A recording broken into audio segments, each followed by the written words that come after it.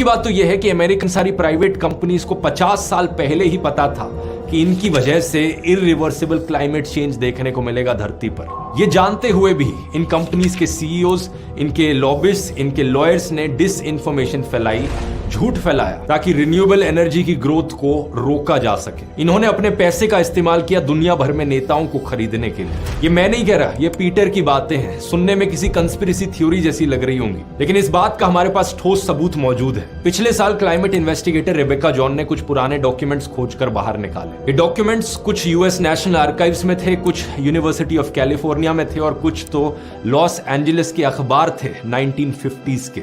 इन document से पता चलता है कि फॉसिल फ्यूल इंडस्ट्री ने खुद एयर पोल्यूशन फाउंडेशन की फंडिंग की थी। एक फेमस क्लाइमेट साइंटिस्ट हैं चार्ल्स कीलिंग, उनके अर्ली रिसर्च को भी उन्होंने ही फंड किया था। चार्ल्स कीलिंग ने हवाई की एक लेबोरेटरी में काम किया था और ग्लोबल कार्बन डाइऑक्साइड को कॉन्स्टेंटली मेजर करने का सेटअप बनाया था। उनका कीलिंग कर्व दिखाता है कि एटमॉस्फेयर में कार्बन डाइऑक्साइड का प्रोग्रेसिव बिल्डअप कैसे होता है। लॉस एंजलिस के शहर पर उस समय स्मॉग बन जाता था। उस पर रिसर्च एफर्ट को भी फॉसिल फ्यूल इंडस्ट्री ने ही फंड किया था। फॉसिल फ्यूल इंडस्ट्री के अलावा ऑयल और कार मैन्युफैक्चरिंग वालों के एक कोलेशन ने भी चार्ल्स कीलिंग को रिसर्च के लिए पैसा दिया था। इन डॉक्यूमेंट्स में दिखता है कि उस समय पर की गई रिसर्च में ऑलरेडी पता चल चुका था कि कार्बन डाइऑक्साइड एमिशंस के प्लैनेटरी इंप्लीकेशंस हो सकते हैं। ये जो चीज हम स्कूल की किताबों में पढ़ते हैं, फॉसिल फ्यूल्स के जलने से एमिशंस होते हैं, कार्बन डाइऑक्साइड जैसी ग्रीन हाउस गैसेस गर्मी को ट्रैप कर देती हैं, इससे ग्लोबल वार्मिंग होती है, इस खतरे के बारे में इंडस्ट्री को 1954 में ही पता चल चुका था। लेकिन फिर भी उन्होंने पैसा छापने के लिए फॉसिल फ्यूल्स के एक्सप्लॉयटेशन को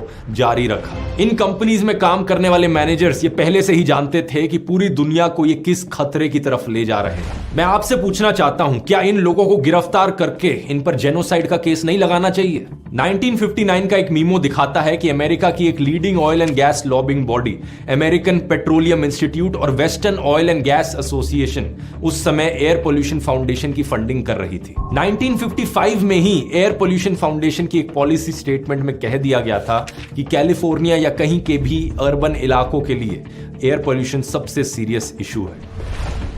इस चीज का कोई सबूत नहीं है कि चार्ल्स कीलिंग ने पैसे के लालच में आकर अपनी ही रिसर्च को दबा दिया हो, लेकिन इस बात का सबूत जरूर है कि इस इंडस्ट्री ने इस क्लाइमेट साइंस को कई दशकों तक पब्लिकली नकारा, झूठ और फरेब का रास्ता अपनाया। इतना ही नहीं, इन्होंने क्लाइमेट क्राइसिस पर किसी भी एक्शन को डिले करने के लिए भी फंडिंग करी। साफ तौर पर एक चंदा धंधा मॉडल यहां पर देखा गया।